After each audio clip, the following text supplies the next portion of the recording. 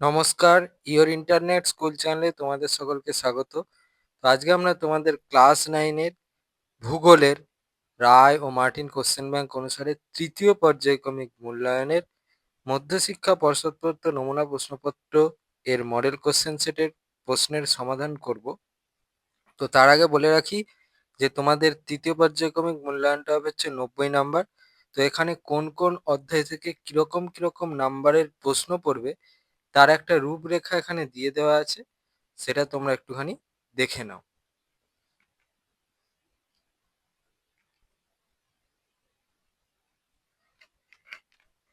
এবার চলে আসছি মূল বিষয়। বিভাগ কয় একে বলেছে বিকল্পগুলি থেকে ঠিক উত্তর নির্বাচন করে লেখো। একটা বলেছে উঁচু স্থান থেকে দিগন্ত রেখাকে দেখতে লাগে, সঠিক অপশন হচ্ছে অপশন এ বৃত্তাকার। দুয়ে বলেছে পৃথিবীর দুই মেরুতে আবর্তনের গতিবেগ হলো, সঠিক অপশন হচ্ছে অপশন সি প্রায় 0 কিমি/ঘন্টা। তিনে বলেছে যে তারিখে ছায়াবৃত্ত প্রতিটি সমাক্ষরেখাকে সমান দুটি ভাগে ভাগ করে তা হলো, সঠিক অপশন হচ্ছে অপশন এ 21শে মার্চ। পরেরটা বলেছে ভারতের প্রমাণ সময় নির্ধারক দ্রাঘিমারেখা প্রদত্ত যে শহরের ওপর দিয়ে বিস্তৃত তা হলো, সঠিক অপশন হচ্ছে অপশন এ এলাহাবাদ। পরেরটা বলেছে মূলত চ্যুতির ফলে সৃষ্টি হয়, সঠিক অপশন হচ্ছে অপশন বি স্তূপ পর্বত। পরেরটা বলেছে একটি ব্যবচ্ছিন্ন মালভূমির উদাহরণ হলো, সঠিক অপশন হচ্ছে অপশন সি ছোটনাগপুর মালভূমি। পরেরটা বলেছে জৈবিক আবহবিকারের একটি ফলাফল হলো, সঠিক অপশন হচ্ছে অপশন সি শিলায় উদ্ভিদের শিকড়ের প্রবেশজনিত ফাটল। পরেরটা বলেছে যে রাসায়নিক আবহবিকার প্রক্রিয়ায় চুনাপাথরযুক্ত অঞ্চলে গর্ত সৃষ্টি হয় তা হলো, সঠিক অপশন হচ্ছে অপশন বি কার্বনেশন। পরেরটা বলেছে ঘূর্ণিঝড়ের বিপর্যয়ের আকার ধারণ করার সম্ভাবনা থাকে ভারতের, সঠিক অপশন হচ্ছে অপশন এ জনঘনত্বপূর্ণ উপকূল অঞ্চলে। পরেরটা বলেছে একটি অপ্রচলিত শক্তির উৎসের উদাহরণ, সঠিক অপশন হচ্ছে অপশন বি ভূতাপ শক্তি। পরেরটা বলেছে একটি কয়লা খনি অঞ্চলের নাম হলো, সঠিক অপশন হচ্ছে অপশন এ ঝরিয়া। পরেরটা বলেছে প্রদত্ত যে জেলাটি পশ্চিমের মালভূমির অন্তর্ভুক্ত তা হলো, সঠিক অপশন হচ্ছে অপশন ডি পুরুলিয়া। পরেরটা বলেছে উত্তরবঙ্গের অর্থনীতির মূল স্তম্ভ হলো, সঠিক অপশন হচ্ছে অপশন সি চা শিল্প। পরেরটা বলেছে বৃহৎ স্কেলের মানচিত্র হলো, সঠিক অপশন হচ্ছে অপশন এ 1:50,000। এবার বিভাগ ক্ষয় দুয়ে বলেছে নির্দেশ অনুযায়ী নিম্নলিখিত প্রশ্নগুলির উত্তর দাও। এতে বলেছে নিচের বিবৃতিগুলি সত্য হলে ঠিক এবং অসত্য হলে ভুল লেখো যে কোনো 6টি। একটা বলেছে পৃথিবীর আকৃতি পৃথিবীর মতো, এটা হচ্ছে ঠিক। দুয়ে বলেছে নিরক্ষরেখা ও মেরুতে পৃথিবীর আবর্তন বেগ একই থাকে, এটা হচ্ছে ভুল। তিনে বলেছে মূল মধ্যরেখা একটি মহাবৃত্ত, এটা হচ্ছে ভুল। চারে বলেছে মহীবাবক আলোড়ন ভূপৃষ্ঠে অনুভূমিকভাবে কাজ করে, এটা হচ্ছে ভুল। পাঁচে বলেছে খনিজ সম্পদ প্রবাহমান সম্পদের উদাহরণ, এটা হচ্ছে ভুল। ছয় বলেছে চা চাষের জন্য এঁটেল মৃত্তিকা প্রয়োজন, এটা হচ্ছে ভুল। সাতে বলেছে পশ্চিমবঙ্গের একটি জাতীয় উদ্যান হলো গরুমারা, এটা হচ্ছে ঠিক। এবারে বিয়ে বলেছে উপযুক্ত শব্দ বসিয়ে শূন্যস্থান পূরণ করো যে কোনো 6টি। একটা বলেছে চন্দ্রগ্রহণের সময় চাঁদের ওপর ড্যাশ ছায়া পড়ে। উত্তর। পরেরটা বলেছে ড্যাশকে নিশীথ সূর্যের দেশ বলা হয়। ওই প্রশ্নের উত্তরটার জন্য এই প্রশ্নের উত্তরটা লিখলে হবে। পরেরটা বলেছে কোন স্থান ও তার প্রতিপাদ স্থানের সময়ের পার্থক্য ড্যাশ। ওই প্রশ্নের উত্তরটার জন্য এই প্রশ্নের উত্তরটা লিখলে হবে। প্রশ্নটা বলেছে তিব্বত মালভূমি ড্যাশ মালভূমির উদাহরণ। উত্তর। পরের প্রশ্নটা বলেছে দক্ষিণ ভারতের শিব সমুদ্রম একটি ড্যাশ কেন্দ্রের উদাহরণ। উত্তর। বলেছে মালদার পূর্বাংশের ভূমিভাগ ড্যাশ নামে পরিচিত। উত্তর। প্রশ্নটা বলেছে ভূবৈচিত্র্য সূচক মানচিত্রের ভগ্নাংশ সূচক স্কেল হলো ড্যাশ। উত্তর। সিতে বলেছে স্তম্ভ মেলাও, ক স্তম্ভে একে বলেছে ভূমিরূপ, দুয়ে বলেছে সুনামি, তিনে বলেছে জারণ, চারে বলেছে তুষার ঝড়। খ স্তম্ভে এতে বলেছে ভূমিকম্প, বিতে বলেছে সমোন্নতি রেখা, সিতে বলেছে পর্বতারোহণের সমস্যা, ডিতে বলেছে লোহায় মরচে ধরা। একটা বি, দুয়েরটা এ, তিনেরটা ডি আর চারেরটা সি হবে। এবার ডি এ বলেছে একটি বা দুটি শব্দে উত্তর দাও যে কোনো 6টি। একটা বলেছে 85°30' পূর্ব দ্রাঘিমার প্রতিপাদ স্থানের মান কত হবে। উত্তর। ওই প্রশ্নের উত্তরটার জন্য এই প্রশ্নের উত্তরটা লিখলে হবে। পরে দুয়েরটা বলেছে একটি বদ্বীপ সমভূমির নাম লেখো। দেখো উত্তর। পরেরটা বলেছে আবহবিকার ও ক্ষয়ীভবনকে একত্রে কি বলা হয়। উত্তর। পরেরটা বলেছে গ্রানাইট শিলাগঠিত অঞ্চলে কি ধরনের আবহবিকার দেখা যায়। উত্তর ৫ বলেছে চিত্রকলাকে কোন শ্রেণীর সম্পদের অন্তর্ভুক্ত করা যায়? দেখো উত্তর। একটা বলেছে পূর্ব ভারতের একটি তাপবিদ্যুৎ কেন্দ্রের নাম লেখো। উত্তর ওই প্রশ্নের উত্তরটার জন্য এই প্রশ্নের উত্তরটা লিখলে হবে। পরের প্রশ্নটা বলেছে জনসংখ্যার বন্টন কোন ধরনের মানচিত্রের সাহায্যে প্রকাশ করা হয়? দেখো উত্তর। পরের প্রশ্নটা বলেছে ভারতে ভূবৈচিত্র্যসূচক মানচিত্র প্রস্তুতকারী সংস্থার নাম কি? দেখো উত্তর ওই প্রশ্নের উত্তরটার জন্য এই প্রশ্নের উত্তরটা লিখলে হবে। বিভাগ গয়ে ৩ বলেছে নিচের প্রশ্নগুলির সংক্ষিপ্ত উত্তর দাও, বিকল্প প্রশ্নগুলি লক্ষণীয়। একেরটা বলেছে গ্লোবাল পজিশনিং সিস্টেম জিপিএস কি? উত্তর ওই প্রশ্নের উত্তরটার জন্য এই প্রশ্নের উত্তরটা লিখলে হবে। ৩-১ অথবায় বলেছে আন্তর্জাতিক তারিখ রেখার গুরুত্ব নিরূপণ করো। উত্তর ওই প্রশ্নের উত্তরটা তোমরা এই প্রশ্নের উত্তরটা থেকে পাবে। এখান থেকে প্রয়োজনীয়তাটাই হচ্ছে গুরুত্ব, ঠিক আছে? এই পর্যন্ত। পরে ৩-২ বলেছে ছায়াবৃত্ত কাকে বলে?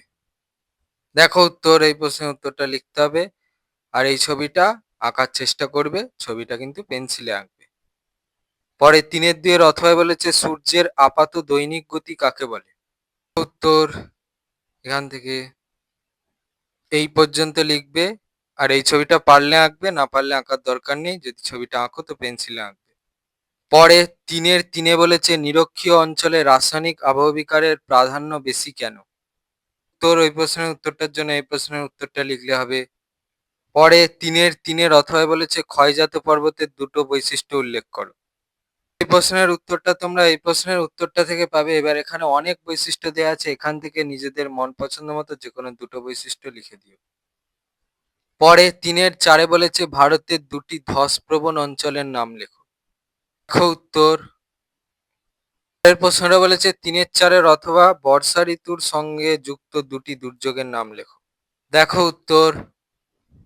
পরে ৩-৫ বলেছে কোন দুটি শর্ত সাপেক্ষে একটি নিরপেক্ষ বস্তু সম্পদ হিসাবে বিবেচিত হবে? উত্তর ওই প্রশ্নের উত্তরটা তোমরা এই প্রশ্নের উত্তরটা থেকে পাবে। একটা হচ্ছে জ্ঞান বিজ্ঞান ও প্রযুক্তির কৌশল, এখান থেকে লেখা স্টার্ট করবে। এটা হচ্ছে প্রাকৃতিক বাধা অতিক্রম, চাহিদাও কেউ লিখতে পারো। এই তিনটের মধ্যে থেকে যে কোনো দুটো লিখলেই হবে, দেখে নাও। পরে ৩-৬ বলেছে একটি উদাহরণ সহযোগে বিবৃতিমূলক স্কেলের ধারণা দাও। উত্তর পশ্চিমবঙ্গের পর্যটন শিল্পের দুটি সমস্যা উল্লেখ করো। তো দেখো এখানে অনেক বিষয়ের উপর ভিত্তি করে সমস্যা লেখা আছে, এখান থেকে যে কোনো দুটো লিখবে, আমি সবগুলো দেখিয়ে দিচ্ছি। পরে বিভাগ ঘয়ে ৪ বলেছে নিচের প্রশ্নগুলির উত্তর দাও, বিকল্প প্রশ্নগুলি লক্ষণীয়। একটা বলেছে সৌরজগতের গ্রহ হিসেবে একমাত্র পৃথিবী জীবকুলের আবাসস্থল, যুক্তি সহকারে বক্তব্যটির যথার্থতা বিশ্লেষণ করো। উত্তর এই প্রশ্নের উত্তরটার জন্য এই প্রশ্নের উত্তরটা লিখলে হবে এখান থেকে। যেহেতু তোমাদের প্রশ্নটা ৩ নম্বরে, তাহলে এখান থেকে যে কোনো ৩টে পয়েন্ট লিখে দেবে, আমি সবগুলো দেখিয়ে দিলাম। ৪-১ অথবায় বলেছে আবর্তন গতি অনুভব না করতে পারার কারণ ব্যাখ্যা করো। উত্তর এই প্রশ্নের উত্তরটা। পরে ৪-২ বলেছে পর্বত ও সমভূমির মধ্যে ৩টি পার্থক্য নিরূপণ করো। দেখো তোমরা এই প্রশ্নের উত্তরটা এই প্রশ্নের উত্তরটা থেকে পেয়ে যাবে। এই পর্বত আর এই সমভূমির ওপর ৩টে বিষয়ের উপর ভিত্তি করে তোমাদের পার্থক্য লিখতে হবে, আমি সবগুলোই দেখিয়ে দিচ্ছি। পরে ৪-২ অথবায় বলেছে রাসায়নিক ও যান্ত্রিক আবহবিকারের মধ্যে ৩টি পার্থক্য লেখো। তো দেখো এই প্রশ্নের উত্তরটা তোমরা এই প্রশ্নের উত্তরটা থেকে পাবে। এখানে অনেক বিষয়ের উপর ভিত্তি করে পার্থক্য দেওয়া আছে, তোমরা এখান থেকে যে কোনো ৩টে বিষয়ের উপর ভিত্তি করে পার্থক্যটা লিখে দেবে, আমি সবগুলোই দেখিয়ে দিলাম। এবারে ৪-৩ বলেছে বন্যা সৃষ্টির ৩টি কারণ ব্যাখ্যা করো। তো দেখো এই প্রশ্নের উত্তরটা তোমরা এই প্রশ্নের উত্তরটা থেকে পাবে। এবার তোমাদের যে ৩টে কারণ তোমরা লিখবে, তার ভিতরে যেন প্রাকৃতিক আর মনুষ্যসৃষ্ট কারণ অবশ্যই থাকে, ঠিক আছে? তো সেই অনুযায়ী আমি পুরোটা দেখিয়ে দিচ্ছি, এখান থেকে তোমরা লিখে নিও। পরে ৪-৩ অথবায় বলেছে প্রাকৃতিক দুর্যোগ কি কি কারণে বিপর্যয়ের আকার ধারণ করতে পারে? উত্তর ওই প্রশ্নের উত্তরটা তোমরা এই প্রশ্নের উত্তরটা থেকে পাবে, দেখে নাও। পরে 4 বলেছে অপ্রচলিত শক্তি উৎপাদন বেশি প্রয়োজন কেন? সে বিষয়ে তোমার নিজস্ব মতামত দাও। ওই প্রশ্নের উত্তরটা তোমরা এই প্রশ্নের উত্তরটা থেকে পাবে। এবার এখানে অনেক পয়েন্ট দেওয়া আছে, যেহেতু তোমাদের প্রশ্নটা 3 নম্বরে, তাহলে তোমরা এখান থেকে 3টে পয়েন্টের উপর ভিত্তি করে লিখে দিও উত্তরটা। আমি সবগুলো দেখিয়ে দিই।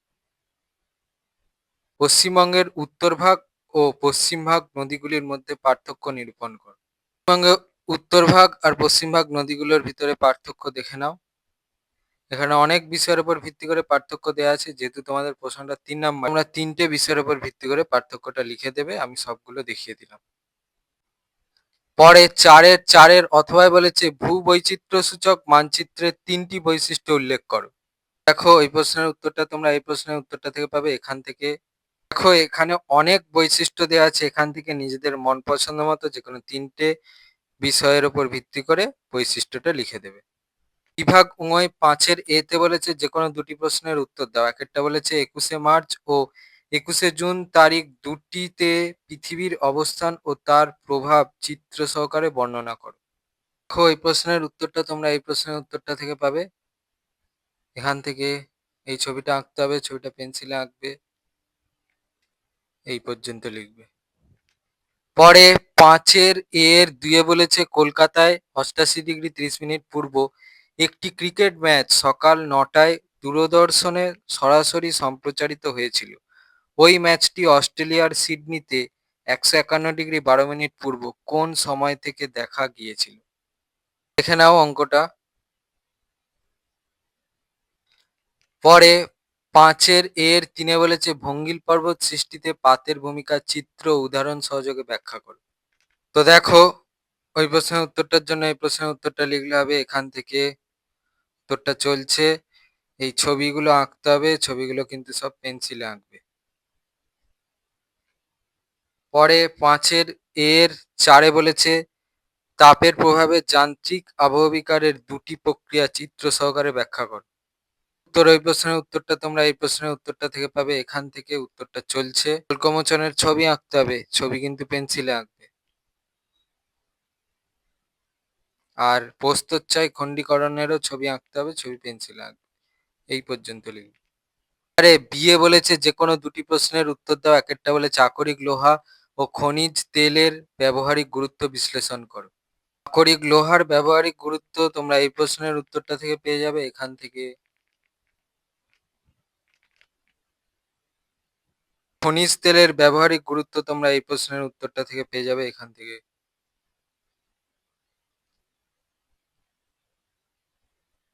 2 বলেছে পশ্চিমবঙ্গের জলবায়ু ক্রান্তীয় মৌসুমী প্রকৃতির, বক্তব্যটি যথার্থতা বিচার করো। তোর এই উত্তরটা লিখতে হবে এখান থেকে এই পর্যন্ত। পরে 3 বলেছে পশ্চিমবঙ্গের প্রাকৃতিক ও অপ্রাকৃতিক পরিবেশ ধান উৎপাদনকে কিভাবে প্রভাবিত করে তা বর্ণনা করো। ওই প্রশ্নের উত্তরটা তোমরা এই প্রশ্নের উত্তরটা থেকে পেয়ে যাবে এখান থেকে।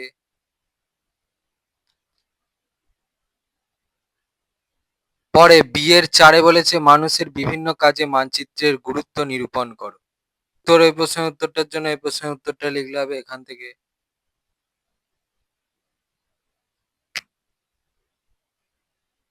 বিভাগ 6 বলেছে দেখো কি 6 পশ্চিমবঙ্গের রেখা মানচিত্রের নিম্নলিখিত গুলি উপযুক্ত নাম ও প্রতীক চিহ্ন সহ চিহ্নিত করো।